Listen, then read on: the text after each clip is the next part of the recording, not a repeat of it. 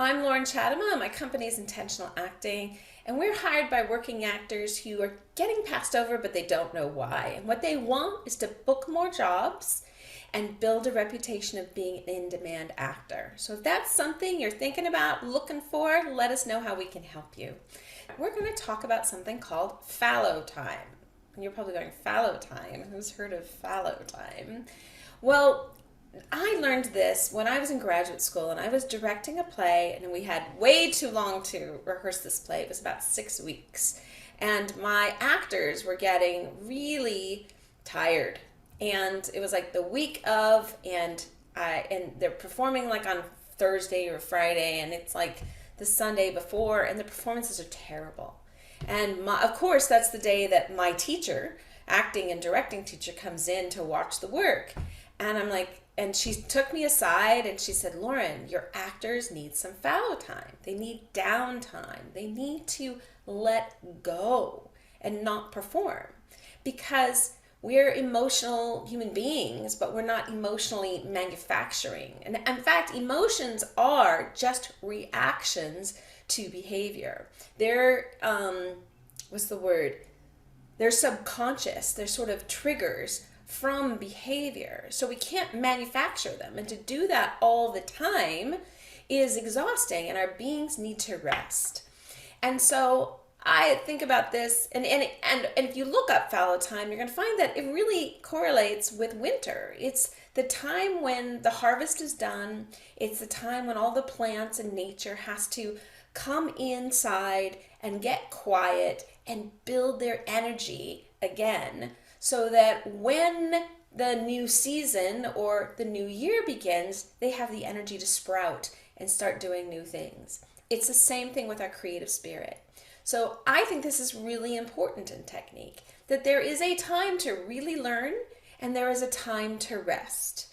And I also have experience with some of my students that they like get in this strong learning pattern, and they're focused in class and they're focused on technique, and they're like, oh, Loren, this such and such came up and I have to take a month break, or I have to take a 2-month break. And I'm not saying they're not 2-year breaks, and I'm not talking about not go to class for a long time. I'm talking about students that had to take a couple months break and then come back to class. And it's amazing. Their work has grown, it's sprouted, because it's settled in their being. So what I want to encourage you in the next couple weeks, the end of the year. I mean, Hollywood does not rest. Hollywood is pretty busy. But this time between Christmas and New Year's, and even the beginning of January, it's a pretty quiet time. There are a lot of places, a lot of casting agents and places, managers who are on break, who take a vacation. So I want to urge you to give yourself that break. Maybe you want to close up the year and make sure that everything's set up for the new year, and then give yourself a little space. And so you can look, I want you to look and see my calendar back there, right? My quarterly calendar is empty. And I just erased that because I want it to be empty. And I want the slate to be totally clean for a week or two before I start the new year. And I do that even in personal. I did that at the end of our class last week. We went through what were our goals for this year, what did we accomplish this year, what were the intentions for this year, and what else did we need to complete this year.